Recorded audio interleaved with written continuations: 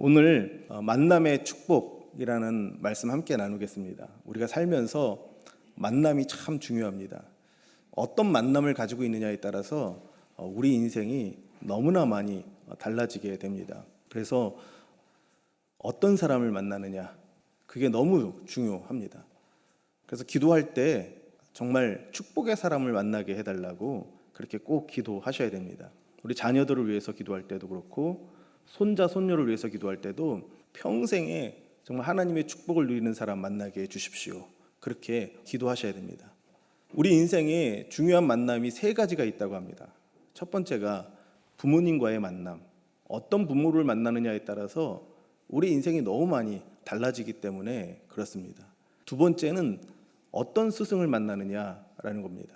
우리 인생에 가르침이 있는 스승, 목회자 만날 때 그들의 인생이 바뀌게 되는 것입니다.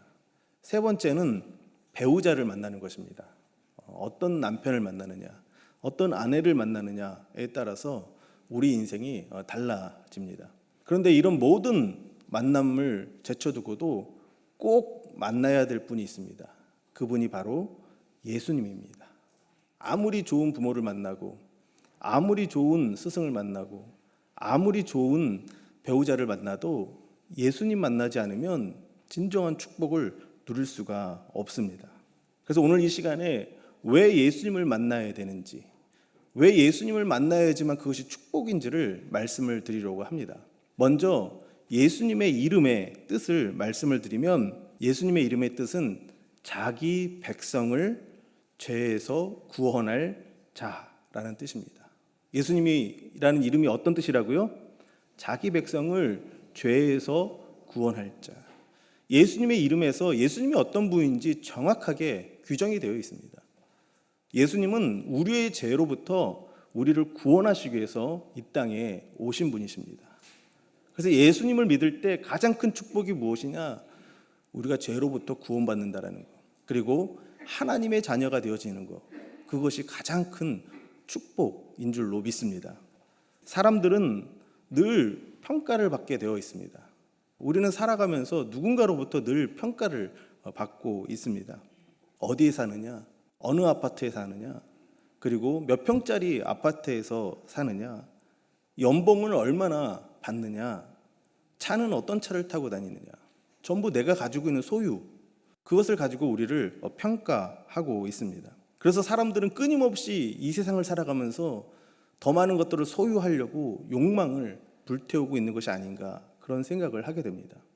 그런데 우리가 죽은 이후에 과연 그것이 우리를 평가하는 기준이 될 것인가 라는 것을 다시 한번 생각을 해보게 됩니다. 내가 얼마나 많은 연봉을 받는가, 죽음 후에 나하고 무슨 상관이 있겠습니까? 내가 얼마나 큰 집에서 살았는가, 그거하고 죽음 이후에 나를 평가하는 거하고는 전혀 다른 의미라는 것입니다. 이 땅에 살아갈 때는 내가 소유한 것으로 나를 평가할지 모르지만 죽음 이후에는 소유가 나를 평가하는 것이 아니라 내가 누구였느냐라는 것으로 평가를 받는 것입니다. 저와 여러분들이 죽음의 순간에 하나님의 심판대 앞에 설 텐데 그 심판의 날은 아무도 모릅니다. 그러나 어느 날 우리는 그 죽음의 순간을 맞이하게 될 것입니다. 그리고 그 죽음 이후에 하나님 앞에 섰을 때 내가 누구인가, 내가 하나님의 자녀인가 아닌가, 그것을 평가하게 될 것입니다. 만약에 내가 하나님의 자녀라고 한다면 천국에서 영원한 생명을 누리게 될 것입니다. 그러나 하나님의 자녀가 아니라고 한다면 상상할 수 없는 고통과 아픔이 우리에게 직면하게 될 것입니다. 그런데 죽음 이후에 내가 누구인가를 평가하는 기준은 아까도 말씀드렸듯이 이 땅에 있는 소유를 가지고 우리를 평가하는 것이 아닙니다. 하나님의 평가와 심판은 오직 하나입니다. 우리가 죄의 문제를 해결하고 하나님 앞에 섰느냐, 하나님 앞에 그 죄의 문제를 그대로 가지고 섰느냐. 사람들은 죄라고 얘기하면 남의 거 훔치고 사람 죽이고 나쁜 짓 하는 거, 그것만 죄라고 생각을 합니다. 물론 그것도 죄가 맞습니다. 하지만 정말 중요한 것이 있는데 그것이 무엇이냐면 하나님의 심판대 앞에 섰을 때 다루어지는 죄가 무엇이냐라는 거예요. 그것은 예수를 믿지 않은 죄입니다. 하나님은 그 죄를 다루십니다. 요한복음 16장 9절을 보면 이렇게 말을 합니다. 우리 같이 한번 읽어보겠습니다. 죄에 대하여 함은 저희가 나를 믿지 아니함이요. 죄에 대해서 이야기를 하는데 예수님께서 뭐라고 말합니까? 나를 믿지 않은 것이 죄다라고 말하고 있습니다. 예수님 믿지 않은 것이 죄라는 것입니다. 이 세상을 사랑할 때는 그게 죄인 줄 모릅니다. 별로 의미 없을 수도 있습니다. 그러나 그 죄가 어디에서 드러납니까? 죽음 이후에 하나님의 심판대 앞에 섰을 때 너가 예수를 믿고 하나님의 자녀인지 아닌지, 예수를 믿었는지 안 믿었는지 그것만 보고 판단을 한다라는 것입니다. 여러분, 저와 여러분들이 예수를 믿지 않으면 그게 죄가 되는 거예요. 이 땅을 살아갈 때는 불편한 게 없어요. 하나님 앞에 섰을 때 돌이킬 수 없는 죄가 되는 것입니다. 우리가 예수를 믿고 하나님의 자녀가 되어야지만 되는 것입니다. 우리가 살아가는 일생을 인생이라고 얘기를 합니다. 그런데 이 인생이 그냥 여기서 끝나는 것이 아니라 영원한 생이 있다라는 거예요. 영생이 있다라는 거예요. 그 영생을 살아갈 수 있도록 결정하는 가장 중요한 것이 무엇이냐면 예수를 믿느냐 안 믿느냐. 그게 가장 중요한 것이라는 것입니다. 그런데 우리는 이 땅을 살아가면서 예배를 잘 드렸는지, 기도를 얼마를 했는지, 거짓말을 했는지 안 했는지, 헌신을 얼마나 했는지 안 했는지, 좋은 일을 했는지 안 했는지 이런 거에만 집중하고 몰두하고 있습니다. 물론 그런 거 다 중요합니다. 그런데 그 모든 것을 다 하고도 만약 예수를 믿지 않는다고 한다면 우리는 너무나도 치명적인 실수를 하고 있는 것입니다. 예수를 믿지 않는 죄를 범하지 않는 저와 여러분 되시기를 바랍니다.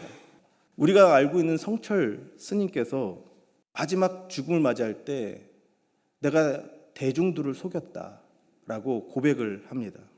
살아생전에 돌을 닦고 벽만 바라보고 수십 년을 그렇게 지내면서 자기를 수행했던 사람입니다.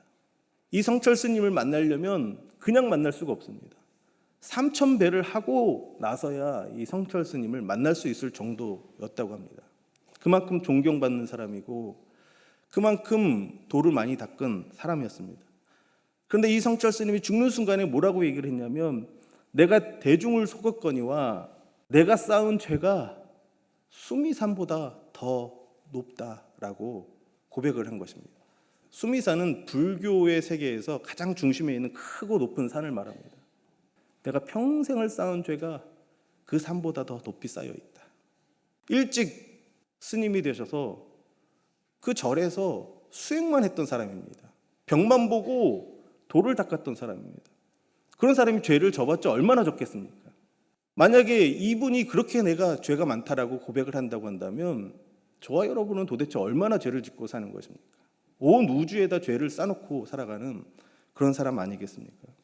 이 성철 스님도 그렇게 돌을 닦고 죄를 꿰뚫어 본 것입니다. 그래서 우리 인간이 그 죄 가운데 살아가고 있고 그 죄 때문에 이렇게 되었구나라고 고백을 한 것입니다. 그런데 문제는 무엇이냐면 거기까지는 갔는데 이걸 어떻게 해결하냐? 답이 없는 거죠. 답이 없는 겁니다. 그런데 그 답이 어디에 있습니까? 말씀 속에 있지 않습니까? 예수님께서 우리의 죄를 사해 주셨습니다. 예수님으로만 우리의 죄의 문제가 해결된다라는 것입니다. 저와 여러분들이 알게 모르게 짓고 있는 그 모든 죄, 예수님을 통해서 해결되는 것입니다. 이 세상에는 그 어떤 사람도 죄의 문제를 해결할 수가 없습니다. 오직 예수님만이 그 죄의 문제를 해결할 수 있습니다. 지금 이 공간을 감옥이라고 한다고 한다면 여기 있는 모든 사람들이 다 죄인입니다. 저부터 시작해서. 그런데 제가 이 감옥에서 좀 오래 지냈다고 해서 처음 들어온 사람한테 내가 네 죄를 사해 줄 테니까 내 말만 잘 들어 라고 말할 수 있습니까? 저도 똑같은 죄인으로 여기 있는데 내가 어떻게 그 사람의 죄를 사해 줍니까? 내가 그 사람을 어떻게 감옥 밖으로 내보낼 수 있겠습니까? 말도 안 되는 얘기입니다.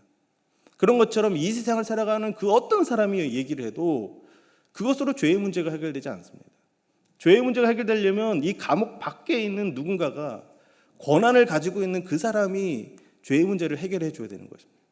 법무부 장관이 말을 하든지 대통령이 사면을 하든지 그래야지만 죄가 해결되는 것입니다. 그런 것처럼 이 땅을 살아가는 모든 사람들은 다 그렇게 죄를 쌓고 살아가고 있는데 그 죄를 해결해 줄 수 있는 분은 오직 하나님의 아들이신 예수뿐이라는 것입니다. 그래서 예수님을 믿어야지만 우리의 죄의 문제가 해결되는 것입니다. 예수님께서 십자가에서 죽으셔서 죄인인 우리를 의인이라고 칭해 주셨습니다. 우리가 대신 죽어야 될 십자가에서 예수님께서 죽으시고 우리를 의롭다고 칭해 주셨습니다. 그 예수님의 그 십자가를 통해서 사망의 권세 아래에 있는 우리를 건져내시고 생명으로 인도해 주셨습니다. 예수님의 그 부활을 통해서 진정한 생명이 우리에게로 오게 된 것입니다. 그 예수님의 십자가를 통해서 마귀의 그 권세 아래 살아가는 우리를 건져내시고 하나님의 자녀가 되게 하셨습니다. 그 예수님의 십자가를 통해서만, 예수님을 통해서만 우리가 의롭게 되는 것이고 생명을 누리게 되는 것이고 하나님의 자녀가 되는 줄로 믿습니다.